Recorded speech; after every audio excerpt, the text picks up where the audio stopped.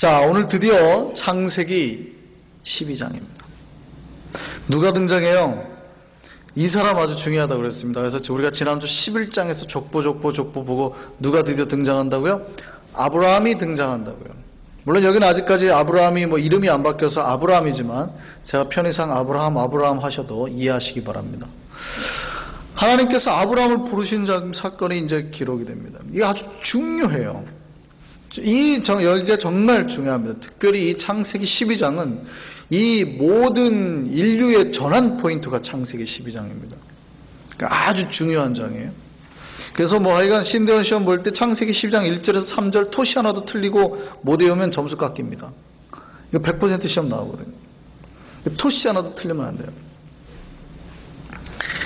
아주 12장 중요합니다. 그 이유가 있어요. 아브라함이 등장하기 때문이 아니라 여기에 하나님의 완벽한 구원 계획이 녹아져 있기 때문입니다. 창세기 12장 1절에서 3절이. 그래서 창세기 12장이 중요해요. 또 창세기 12장은 하나님께서 아브라함을 부르신 소명장이기도 합니다. 하나님이 아브라함에게 복을 주는, 축복하는, 복을 내리시는 그런 장면이 나오죠. 여기서 사실은 제가 오늘 본문의 내용, 말씀드리려는 내용과는 별로 관계없지만 지나가는 말, 제가 지난번에 한번 슬쩍 말씀을 드린 것 같은데 이제 좀 말씀을 하실 때 간혹 하나님 우리를 축복하시고 그러시죠. 그러니까 이 축복이라는 단어와 또 하나님 우리에게 복을 주시고 이 두 가지 단어가 많이 헷갈려서 혼용해서 쓰시거든요. 근데 성경은 정확하게 구분을 해서 사용합니다.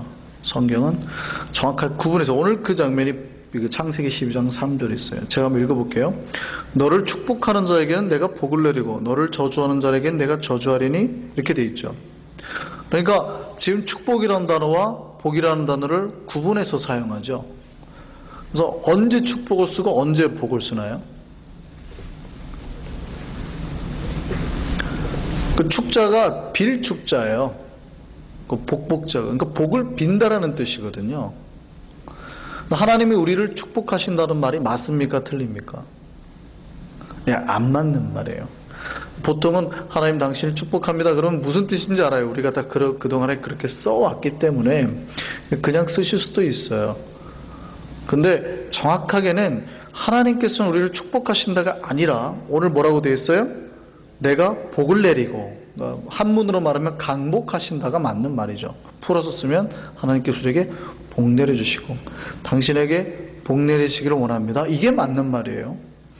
그러면요, 목사는 제가 여러분에게 복을 내립니다 이러면 맞아요, 틀려요? 아니죠. 마지막에 목사가 하는 건 뭐예요? 축도라 그러잖아요. 축도가 뭐의 줄임말이에요? 축복기도의 줄임말이죠. 그럼 목사는 뭐예요? 복을 비는 겁니다. 예, 이해되시나요? 그러니까 여러분 서로는 복을 비시는 거니까 축복하는 것이고, 장로님 축복합니다 이렇게, 원사님 축복합니다 이러는 게 맞아요. 근데 하나님이 우리를 축복하십니다 이거는 맞아요, 틀려요? 예, 말투상 좀 틀려요. 그동안에 써오셨기 때문에 쓰신다고 해도 뉘앙스가 전달이 안 되는 건 아니에요. 근데 그냥 그래도 알고는 계셔야 돼서. 예, 우리 교단 쪽에서는 이미 총회법으로 바뀌었어요. 축복이라는 말 쓰지 말라고. 그거는 상식적인 좀 알고 계시고 넘어가시면 좋을 것 같습니다. 그래서 가급적이면 좀 구분해서 쓰시면 좀 더 좋겠습니다. 그러니까 그 얘기는 물론 목사가 복을 빌면 하나님이 더 많이 복을 내려주시겠죠. 그런데 축복 기도를 받는다고 우리가 삶이 풍성해지거나 복을 받는 건 아닐 수 있죠. 우리의 삶이 하나님 보기에 복 받을 만하지 않으면 하나님 복 주세요, 안 주세요? 안 주시는 거예요. 그러니까 훨씬 우리가 하나님 앞에서 경건해. 복을 주시고 안 주시의 주권은 하나님 편에 있지 목사에게 있지 않다고요. 그렇죠. 물론 목사가 복을 빌고 우리가 다 복을 빌어도 하나님 더 많이 들으시니까 안 들으시겠어요? 더 들으시겠죠. 그러나 주권이 누구에게 있어요? 하나님에게 있다는 거예요. 여러분이 하나님 앞에서 신실하게 살면 하나님께서 복을 주시는 거예요. 우리 하나님 앞에 복 받는 우리 되길 바랍니다. 다시 본문으로 돌아옵니다. 아브라함이 하나님께서 부르신 믿음에 오늘 순종합니다. 원래 그 아브라함의 고향이 어디였어요? 족보를 보면 원래 어디 출신입니까? 테라가? 갈대아 우루. 오늘날로 따지면 이란, 이라크 그 지역이에요. 그러니까 티그리스 강, 유프라테스 강이 시작되는, 지도를 한번 보여드릴 걸 그랬나요? 거기였습니다. 이란, 이라크 지역이에요. 제가 지도를 그립니다. 잘 보세요. 자, 티그리스 강이 위로 가고요. 유프라테스 강이 이렇게 했고, 요 사이가 여기가 하란이 있어요. 갈대 우르가 있어요. 그리고 요 그 길 끝에가 여기가 하란이에요. 하란으로 쭉 내려오면 여기가 바로 사해고, 여기가 요단강이고 갈릴리고 이렇게 돼 있어요. 코스가 이렇게 되는 거예요. 자, 처음에 원래 아브라함이 살던 곳은 갈대아 우르입니다. 그런데 오늘 하나님께서 아브라함을 부르시는 장소는 어디예요? 하란 땅이에요. 하란 땅. 이해되십니까? 그러니까 이미 창세기 12장은 어디서부터 시작하는 거예요? 하란 땅에서 시작한다라는 것을 알고 계셔야 됩니다. 하란 땅이 나중에 어디입니까? 야곱이 자기 외삼촌 어디 살았어요? 하란에. 그 리브가를 구하러 갈 때 엘리에셀이 찾아갔던 데가 어디예요? 하란 땅. 그죠? 하란 땅으로 가는 겁니다.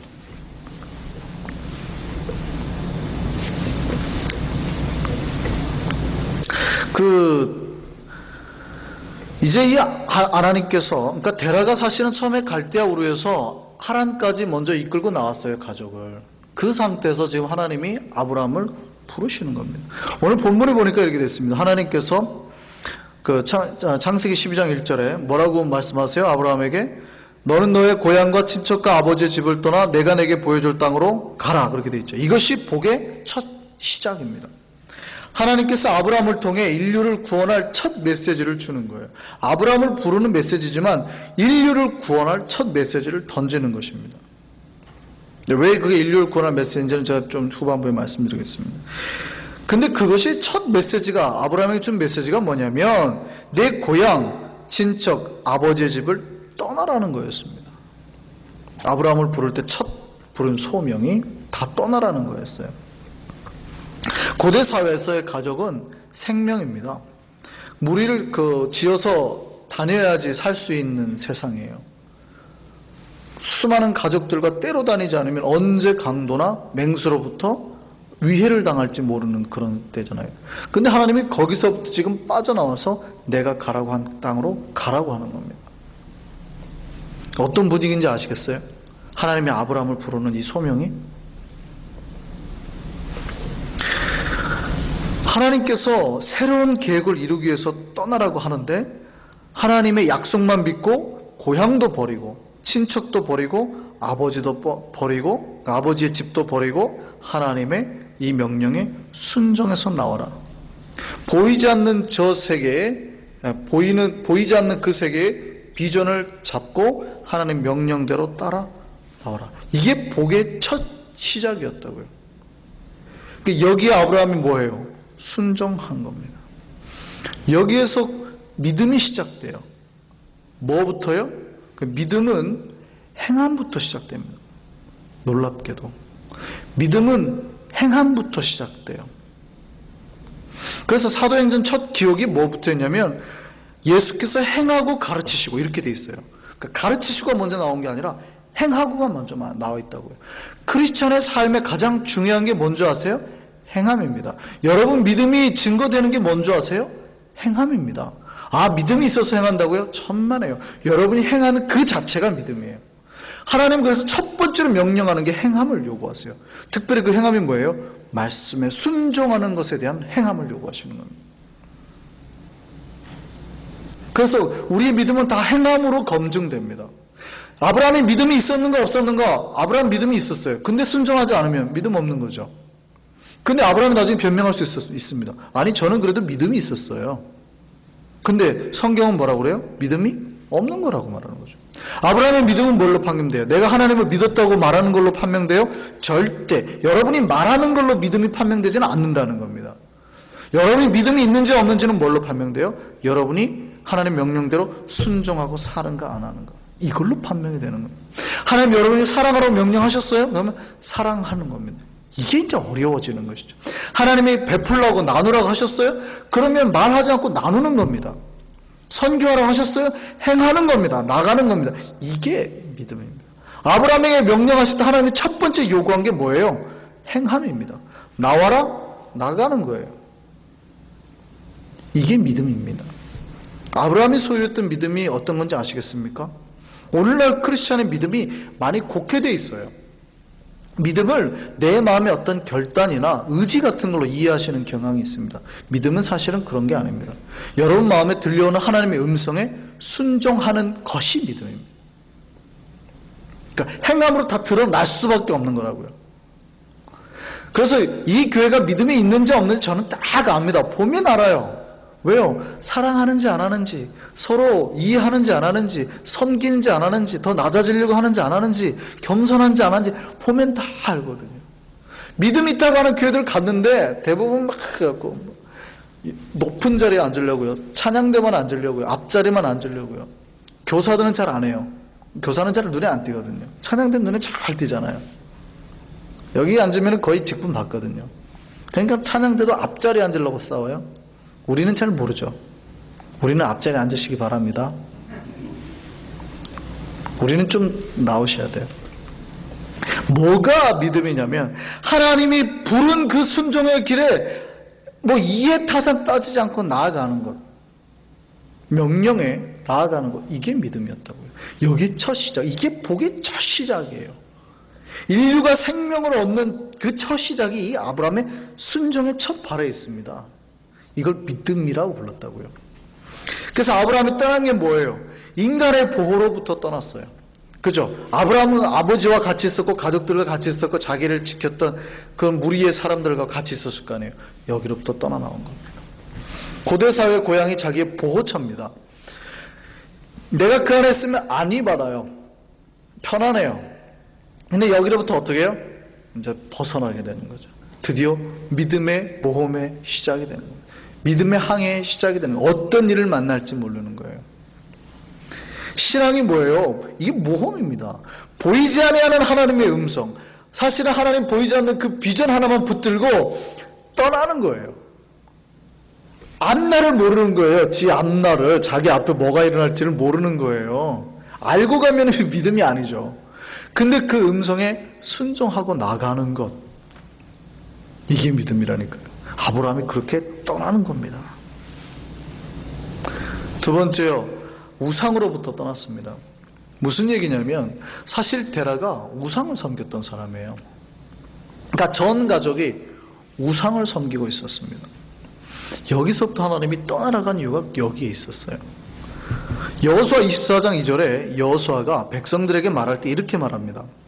이스라엘 하나님 여호와께서 이같이 말씀하시기를 옛적에 너희의 조상들 곧 아브라함의 아버지 나홀의 아버지 데라가 강 저쪽에 거주하여 다른 신들을 섬겼으나, 그들을 가르칠 때 했던 말이에요. 그러니까 원래 데라가 어떤 사람이에요? 우상을 섬기던 사람이었어요. 그러니 아브라함도 어떤 사람이었어요? 하나님 알았어요? 몰랐죠. 아브라함도 하나님 몰랐습니다. 그죠? 하나님을 정확하게 알고 깨닫고 떠난 게 아니에요. 내가 저분이 어떤 분인가 알고 그동안 행하고 믿음을 가지고 내가 이렇게 살았는데 나와 이렇게 하셨고 이거에 대한 지식이 있어서 떠난 게 아니라고요. 아브라함 믿음이 얼마나 대단한지 아시겠어요? 그런데 하나님의 들려주는 음성 가운데 순종하고 떠나는 겁니다. 그 신에 대해서 목숨 걸고 떠나는 거예요.